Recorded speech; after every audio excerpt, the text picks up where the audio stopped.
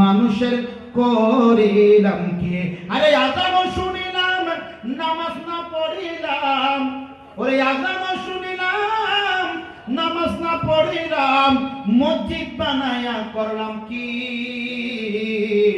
মুসল্লিও হইয়া, নামাজও পড়িয়া, মুসল্লিও হইয়া, ইমানদার হইয়া, মুসলিম হইয়া, নামাজ পড়িয়া কবরে কবরে জবাব দিব কি? ঠিক কিনা বলেন না? নামাজ না পড়লে কবরে জবাব দিতে হবে কি হবে না?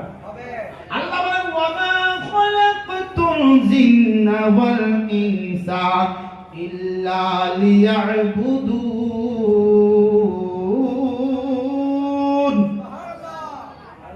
সুবহানাল্লাহ।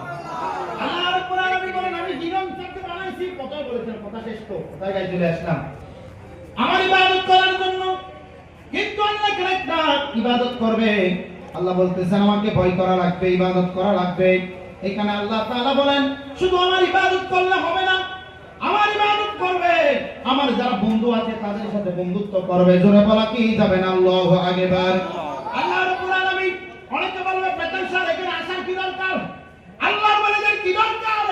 আল্লাহর কোরআন যখন করলাম সূরা আত-তাওবার 119 নম্বর আয়াত যখন করলাম, আমার হুজুর আছে, আল্লাহ বলতেছেন ইয়া আইয়ুহাল্লাযীনা আমানু তাকুল্লাহা ওয়া কুনু মা'আস সাদিকিন।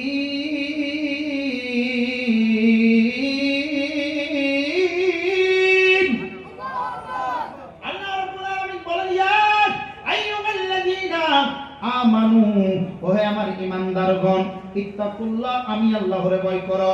যে মানুষটা আল্লাহরে ভয় করে সে কখনো নামাজ ছাড়তে পারে না, রোজা ছাড়তে পারে না। যেই আল্লাহরে ভয় করে সেই কখনো মা বাবাকে কষ্ট দিতে পারে না। যেই আল্লাহরে ভয় করে সেই কখনো ওলির শানে বেয়াদবি করতে পারে না। যেই আল্লাহরে ভয় করে সেই কখনো মুরব্বিদের সাথে বেয়াদবি করতে পারে না। যেই আল্লাহরে ভয় করে সেই কখনো আরেকজনের হক নষ্ট করতে পারে না। যে মানুষটা আল্লাহরে ভয় করে, আল্লাহর ভয় যার অন্তরে আছে, সেই কখনো আরেকজনের ক্ষতি করতে পারে না। কারণ দুনিয়ার কেউ দেখে না, দুনিয়ার কেউ জানে না। যিনি জানেন তিনি হলেন আল্লাহ। দুনিয়ার কেউ দেখে না, যিনি দেখেন তিনি হলেন আল্লাহ। রাতের গভীরে আপনি আপনার ভাইকে জবাই করে দিচ্ছেন, আপনি আপনার বন্ধুকে জবাই করে দিচ্ছেন। দুনিয়ার কেউ দেখে না, পুলিশ দেখে নাই, প্রশাসন দেখে নাই, কোনো মানুষ দেখে নাই। যিনি দেখেছেন তিনি হলেন আল্লাহ। কথা বলেন ঠিক কিনা? দুনিয়ার কেউ না দেখলো